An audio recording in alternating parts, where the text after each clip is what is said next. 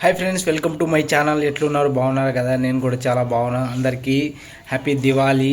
అందరూ ఈ దీపావళి చాలా మంచిగా చాలా సంతోషంగా జరుపుకోవాలని నేనైతే కోరుకుంటున్నాను. మీ ఇంట్లో ఈరోజు నైటు టపకాయలు పేల్చి అందరూ ఫ్యామిలీతో అందరూ కలిసి భూచక్రాలు తిప్పాలని, ఇంకా చాలా గ్రాండ్గా చేసుకోవాలని, వచ్చే సంవత్సరం కూడా గ్రాండ్గా చేసుకోవాలని, అందరూ చల్లగా ఉండాలని అయితే కోరుకుంటున్నాను.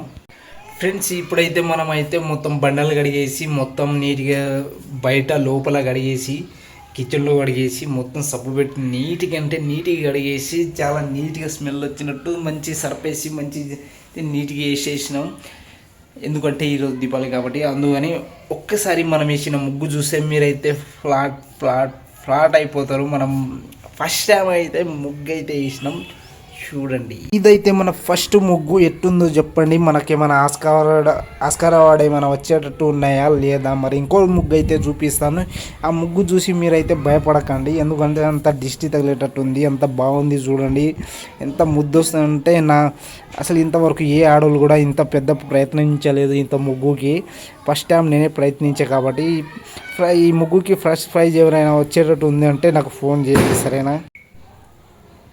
మనమైతే ఈరోజు దీపావళి కాబట్టి టపకాయలు తెచ్చుకొని వెళ్తాం. మన లోపలికి మొత్తం వాతావరణమే చేంజ్ అయింది. ఎట్లా అంటే ఇప్పుడు వర్షం పడనీకి అవుతుంది, మొత్తం మబ్బుగా ఉంది. ఏం చేద్దాం? వరే పురుషోత్తమ, నువ్వు నా పర్మిషన్ లేకుండా నువ్వు టపకాయలు ఎట్లా వెలుస్తారో దీపావళికి? నేను ఉండగా మీకు రాని అని అన్నట్టు ఉంది. ఈ మేఘాలు మొత్తం వర్షం పడనీకి అయితే గట్టిగా ప్రయత్నిస్తుంది. ఏం చేద్దాం?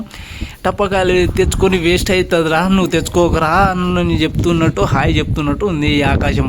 దీపావళి పండుగ పెట్టుకొని పిల్లగాళ్ళు ఏమో గొడ్డిలాట ఆడుతుర్రు. ఇక్కడైతే ఇది ఎక్కడ న్యాయం రా నాయన?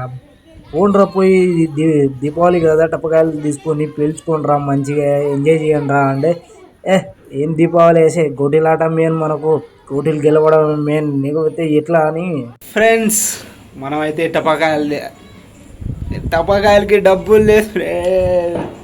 టపకాయలు వెలుద్దామంటే అసలు డబ్బులు లేక పక్కోళ్ళు పెరుగుతుంటే అది చూసి ఆనందిస్తున్నాం ఫ్రెండ్స్.